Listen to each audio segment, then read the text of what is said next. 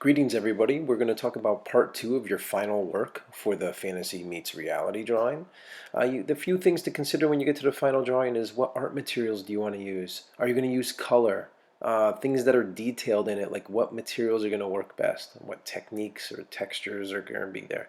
I'm going to use colored pencil on mine because I like the Sharpie idea of bringing it out and then the color with the color pencil to control and enhance it.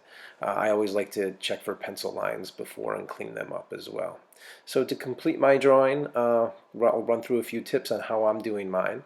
I like to put light coats with colored pencil down first and then enhance those coats with different colors. So on this ship here, I'm putting down some brown and then enhancing them with some yellow.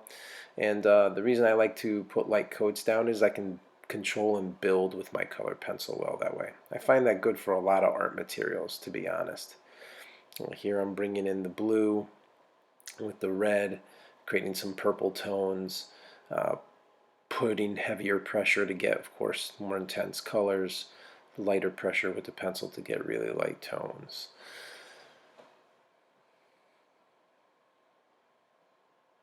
I typically like to go light and simple at first, then build colors up. Gives me a lot of control that way.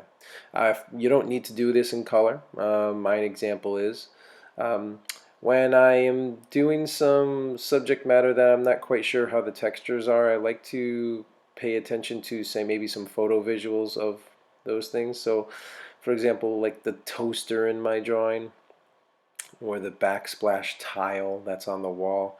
Those are some things I might want to look at a photograph online to help me just be certain that I know how to create a reflective metal look to the best of my ability.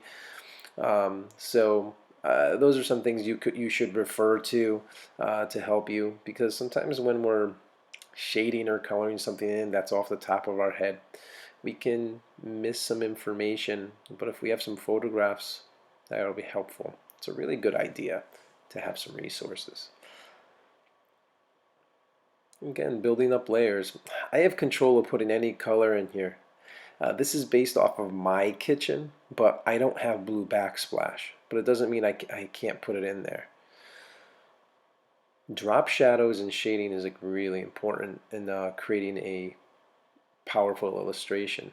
So with the Sharpie here, I'm actually creating some depth in my windows by giving them a three-dimensional look by blocking out the left side to make the structure of the windows look thicker. I also think about lighting, where light is coming from, where shadow should exist. I'm doing some light red countertops. Nice look.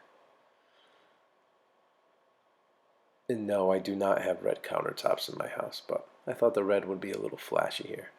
I'm adding some blue in the reflection of my metal toaster because the blue tile would reflect off of it. Doing some enhancements here with some Sharpie. So feel free to mix art materials using markers with colored pencils. That's called mixed media. You don't have to do everything in colored pencil, or you don't have to do everything in marker. I thought the floor needed a little layout, so I'm gonna put some hardwood floors in here, just kind of making up some angles there that look correct, even though I got some off there a little. It's okay. Now to do my hardwood floor, I'm gonna do a light base of brown, and then I'm going to enhance it by building up the brown and doing some fades from more intense versions of that brown to lighter versions. It helps give some pop. I'm also going to enhance with some yellow. Certain hardwoods have like a very warm look, and I'm actually going to go in there with an orange. Adds a lot more warmth to that brown. That's how you can achieve a bunch of different colors. Again, I'm going to build with that Sharpie and build with some cast shadow shading with my black color pencil. Again, use whatever art materials you want or you have that's readily available and you feel confident with. You don't have to do this in color, but color is definitely an option. Even if you do pick color, you don't have to do it in a bunch of serious tons of colors. You can just do it in one or two colors if you'd really like. Just enjoy yourself Create an illustration you're proud of, something that you feel really will give a great solution to your idea for this assignment. And be inventive. All right, best of luck, everybody. Hope you're all well.